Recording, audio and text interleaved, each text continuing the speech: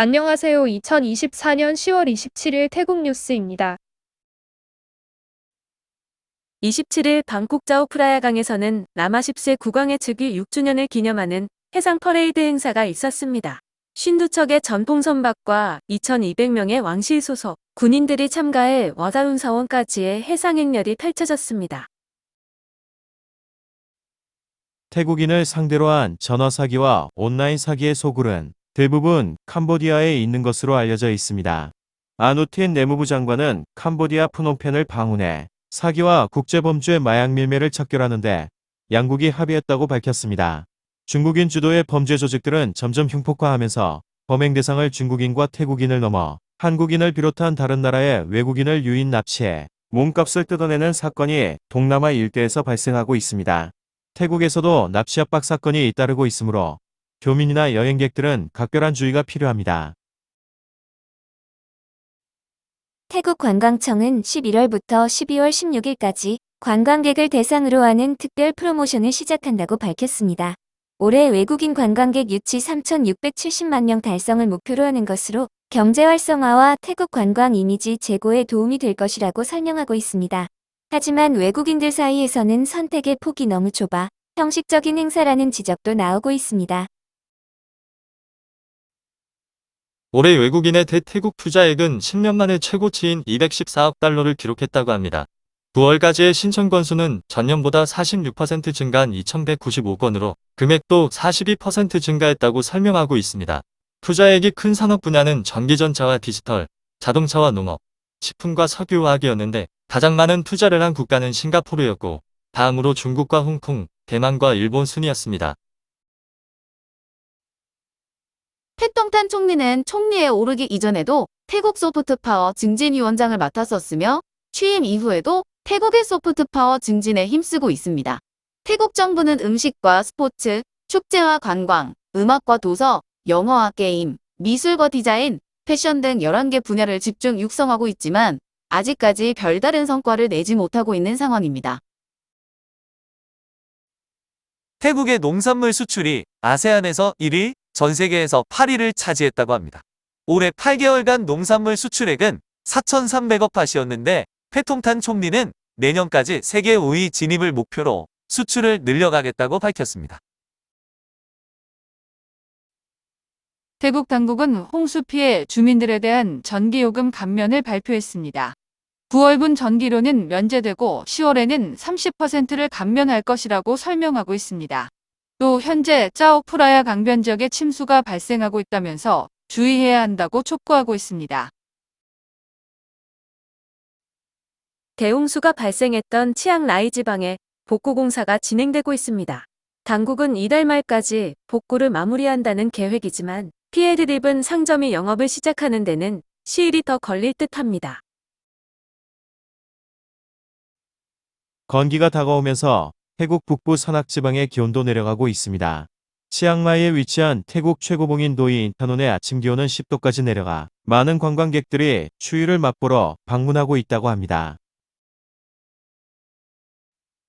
중국에서 수입된 샤인머스켓을 무작위로 조사한 결과 화학물질이 검출되었다는 뉴스가 나왔습니다.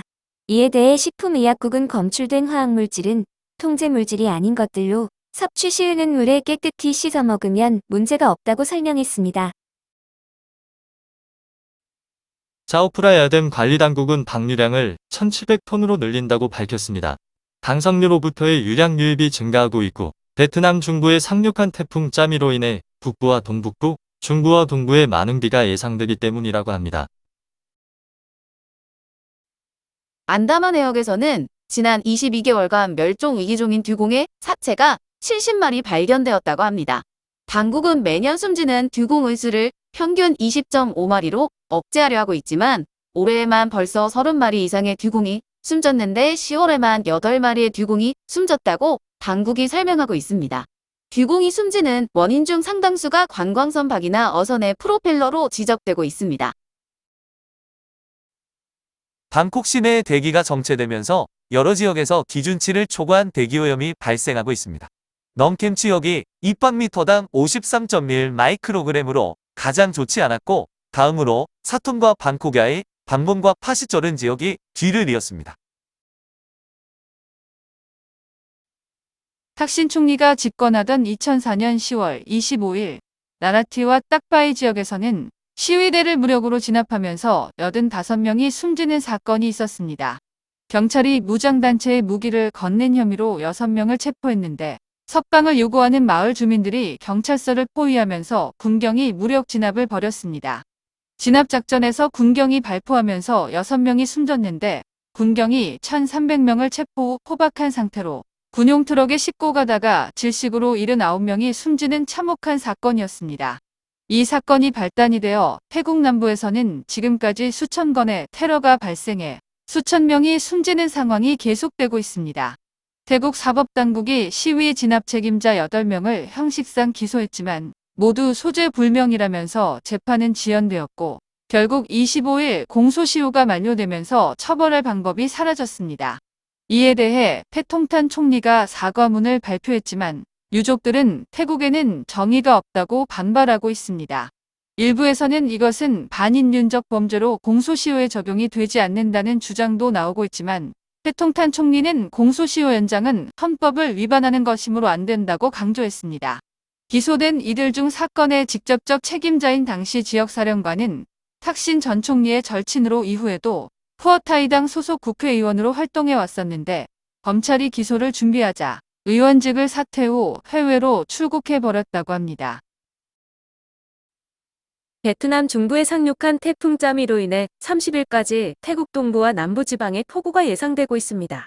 당국은 돌발 홍수와 산사태에 대비해 줄 것을 지역 주민들에게 촉구하고 있습니다. 기상국은 29일부터 태국이 건기에 들어간다고 밝혔습니다. 기온이 내려가는 태국의 겨울 건기는 2월 말까지 지속될 것으로 북부와 동북부 산악지대는 최저 6에서 8도까지 기온이 내려가며 방콕 등 중부지방도 21도까지 기온이 내려가기도 합니다. 태국 내 카지노 운영을 합법화하는 법안이 내각의 승인을 거쳐 12월 하원에 제출 후 통과되면 내년 4월 법안이 발효될 예정입니다. 당국의 발표에 따르면 태국에 카지노가 설치되면 외국인 관광객이 5에서 20% 증가하고 평균 지출액도 4만에서 6만 바 늘어날 것이라고 합니다. 카지노 운영자는 최소 100억 밧의 등록 자본금이 필요하며 태국인은 1회 5천 밧의 입장료를 내야 합니다. 도박 사이트 운영에 관여한 혐의로 파면된 수라쳇 전 경찰청 부청장의 아내가 절도와 주거침입 혐의로 체포되었습니다. 부청장의 아내는 방콕 프라카농에 위치한 콘도에 침입해 400만 바 상당의 금제품을 가지고 사라졌으며 피해자의 전화 연락도 받지 않았다고 합니다. 피해자의 남편도 현직 경찰관인데 수라쳇 전 부청장의 부인과 내연관계에 있어 콘도의 열쇠를 가지고 있었던 것으로 추정되고 있습니다. 태국 경찰은 10월에만 마약 밀매 조직원 29명을 검거하고 야바 1200만 정과 분말 1.3톤을 압수했다고 발표했습니다. 또 용의자들의 자산 9천만 밧을 몰수했다고 설명했습니다. 국왕과 왕실 모독을 금지하는 형법 112조를 위반한 재소자도 사면에 포함시키는 법안이 국회에서 부결되었습니다. 24일 표결에서 찬성 150이 반대 270의 결과가 나왔는데 이 법안은 최대 야당인 인민당이 제출했던 법안입니다. 2005년 이후 현재까지 정치 관련 범죄는 57,966건으로 이 중 형법 112조를 위반한 범죄가 1,206건이었습니다. 우타이타니 경찰은 살인과 사체유기 혐의로 52세 남성을 란삭 지역에서 체포했습니다. 검거된 남성은 42세의 라오스 여성과 내연관계였는데 둘 다 결혼한 상태였다고 합니다. 남성이 부인과 함께 친가를 방문할 때 라오스 여성도 따라가겠다고 졸라 친가 인근의 호텔방을 잡아줬는데 라오스 여성은 굳이 친가를 방문해 자신들의 관계를 털어놓겠다고 남성에게 말했다는 것입니다. 이후 말다툼을 벌이다가 남성이 격분해 라오스 여성을 살해했고 이후 사체를 카사바 밭에 유기했다고 합니다. 나콘시 탄마락 경찰은 절도 혐의로 45세 인도네시아 남성을 체포했습니다. 검거된 남성은 호텔 앞에 주차된 픽업 트럭 안에 있던 현금 100만 밧을 훔친 혐의를 받고 있습니다. 피해자는 식사를 위해 주차 후 식당을 찾았는데 뒷문을 잠그는 걸 깜빡했다고 경찰에 진술했습니다. 뜨락고창 섬 인근에 위치한 37라인 면적의 꼭함 섬이 통째로 매물로 나왔다고 태국 언론이 전하고 있습니다. 섬의 판매 가격은 18억 바트로 국립공원 밖에 위치해 있다고 하지만 태국의 토지문서 조회 사이트에서는 등록된 정보를 확인할 수 없었다고 합니다. 인근 지역의 토지 가격이 평방화당 대략 3,700바트인데 이 섬은 15,000바트 넘는 가격이어서 사기일 가능성이 높다는 일부 의견도 있습니다. 필리핀이나 두바이에서 판매하는 섬 가격보다도 비싸며 특히 태국에서는 공무원과 짜고 위조한 토지 문서로 사기를 치는 일이 빈번해 구매한 토지가 국가에 다시 몰수되는 일이 허다하니 태국에서 토지 구입 시 절대 주의가 필요합니다. 1997년 똠양꿍 위기로 불리는 IMF 사태 당시 태국에는 예금자 보호제도가 없어서 은행에 돈을 넣어둔 사람들 중 일부는 한 푼도 돈을 돌려받지 못한 사례가 있었습니다. 이 때문에 지금도 태국인들은 큰 돈이 생기면 금은방에 찾아가 금부치를 사는 것이 일반적인데 젊은 층들 일부에서만 그나마 주식이나 암호화폐 등에 투자하지만 일반인들 대다수는 재테크라고 해봐야 금부치를 사거나 토지를 구입하는 것이 전부입니다. 현재는 1인당 100만 바트씩 예금 보호한도를 적용하고 있는데 올해 상반기 예금 계좌 수가 2.48% 증가했다고 합니다. 상반기 총 수신액은 16조 1,900억 바트로 지난해 말보다 930억 바트 증가했는데 주로 부유층을 중심으로 증가했다고 합니다. 100만 바트 이하로 예금해둔 사람들은 오히려 2.3% 줄어 경기 침체로 부의 양극화가 더욱 심화되고 있다는 걸 방증하고 있습니다. 인도네시아계 글로벌 여행 플랫폼인 트래블로카의 조사에 따르면 태국인들의 연말연시 항공권과 숙소 예약 검색량이 127% 급증했다고 합니다. 태국인들에게 관심받는 해외여행지로 대만이 가장 많았고 다음으로 일본과 홍콩, 베트남과 말레이시아, 싱가포르 순이었습니다. 태국 내 여행지로는 치앙마이와 방콕, 하자이와 푸켓, 우붓 라차탄이었는데 트래블로카는 이용자가 그리 많지 않아 조사 결과가 현실과 부합되지 않을 수도 있습니다. 이 조사를 바탕으로 한 태국 언론은 한국은 인기가 없다라는 제목으로 반한 기사를 내기도 했습니다. 방콕 실롱과 사톤 지역 사이에 원 방콕이라는 대형 쇼핑몰이 오픈했습니다. 호텔과 오피스, 쇼핑몰 등 16만 제곱미터로 개점식에는 국내외 유명인이 참석하기도 했습니다.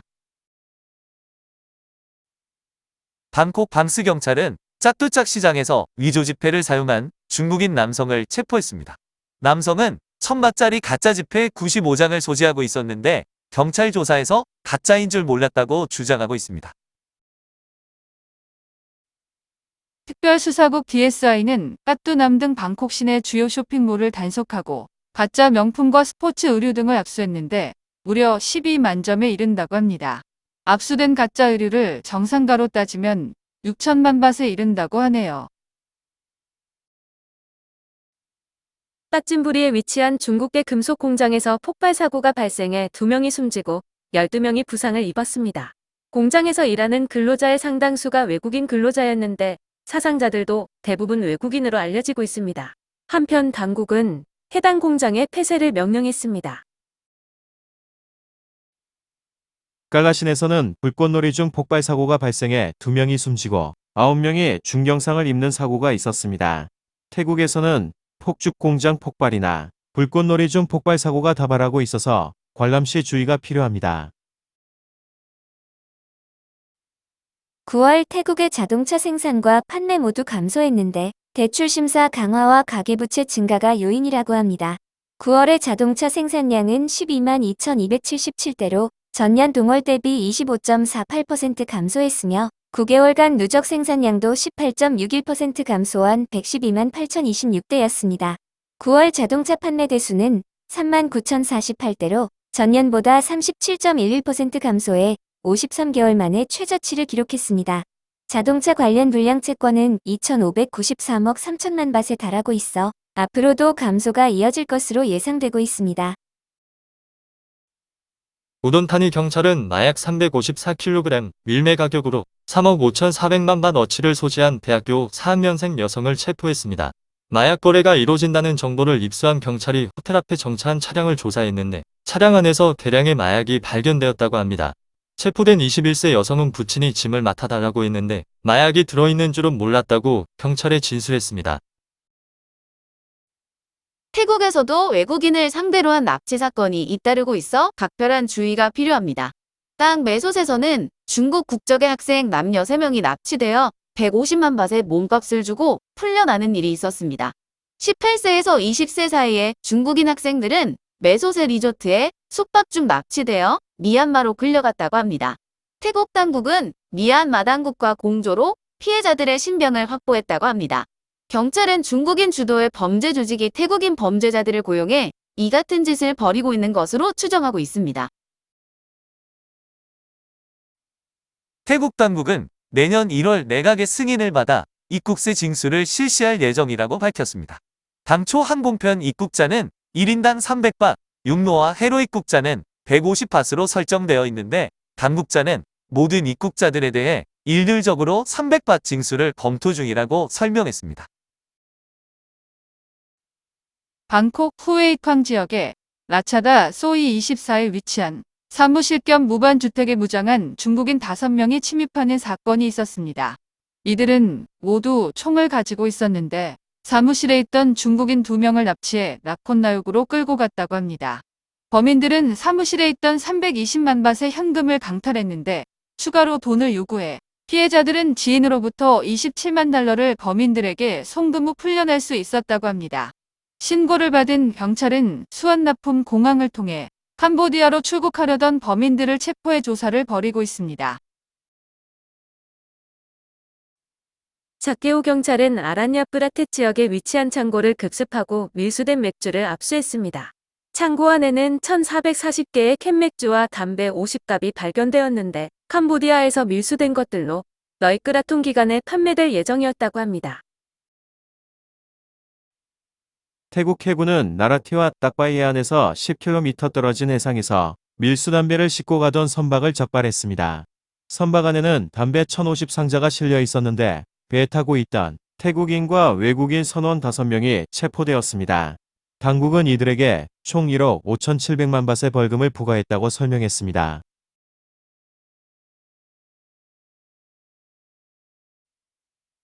오늘도 시청해주셔서 감사합니다.